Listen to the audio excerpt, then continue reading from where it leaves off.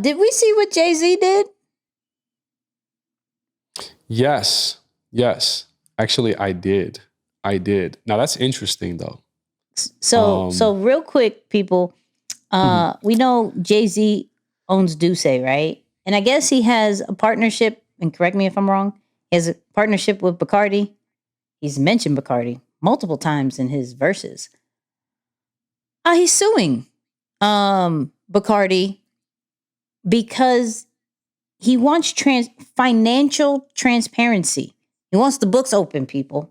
Now, I haven't heard this term, or I haven't paid attention. Let's say this. I haven't paid attention to this term since the Joe Budden situation when Rory wanted to have the books open to see what's going on with the whole money thing. So as we close this up, can we understand what's happening with why is he suing Bacardi? I thought we were good. What's going on? Yeah, I mean, I think when it comes down to business, especially such an equal partnership, you're not talking about 70-30, 90-10. It's a small royalty fee that you're getting for your contributions in helping us sell more products or distribute and brand our, product in this case. You're talking about a 50-50 partnership. That means you're looked at as equally liable, responsible, and awarded for everything that we do here. So it's totally fair game to say, so open up the books, let me see how you arrived at that number. Because a lot of times when someone is questioning the books, they're saying, okay, I feel you that you're saying the number is 97, but can you show me how we got to 97? That's what makes people uncomfortable because truth be told, and you should check with your partners, what is their accounting practice, if you will. Apparently, there are some different accounting standards that some people will use based on how they run their companies. And literally something as little as first in, first out, or last in, first out. Like there's just little things like that that can make the numbers totally different. And I don't think it's a bad question to ask.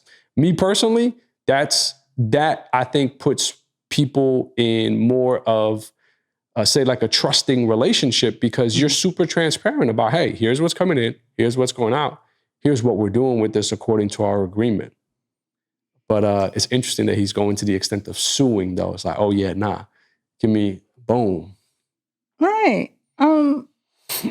Now this is way above my pay grade, right? It's way above my pay grade. Mine too. I ain't even going to try in front.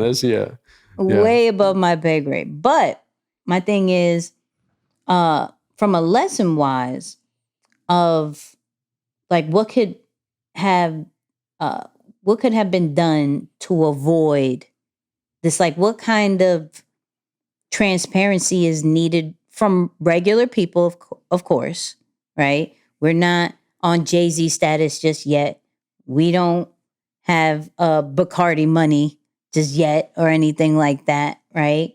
But there are partnerships that are being done every day, whether it's just verbal, like, yeah, let's do this together, right? And others have things on paper.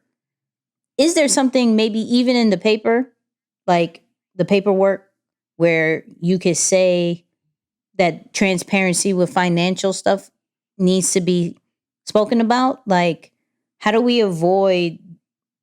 Not saying that we're on this tip, but I don't want a Joe Budden situation. I don't want to get sued because I didn't show my QuickBooks this week. Like, what can people do to avoid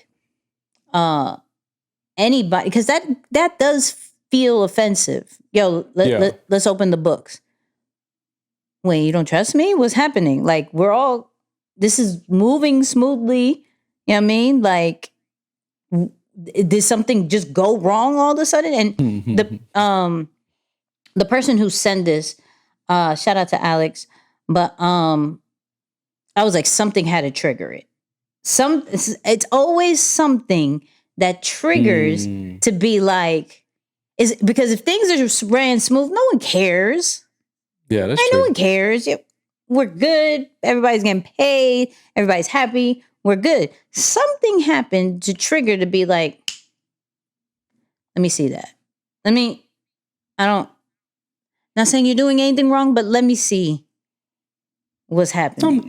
Yes, I mean, sometimes stuff goes wrong, but sometimes mistakes happen, to be honest with you. I mean, I think there was a situation. But if it was a mistake, you would get sued? Well, no, unless you feel as though the person intentionally did it with the intent to sneak it behind you. Like they were hoping that you wouldn't catch the mistake. I think now that is, okay, yep, you crossed the line far enough and I caught you. And so that is the repercussion. I understand that. And I think also Jay is at that level where he knows how to really play the big corporate game very strategically. He's not, going to take it. I'm sure there's a method to the madness on his approach for going the sue route.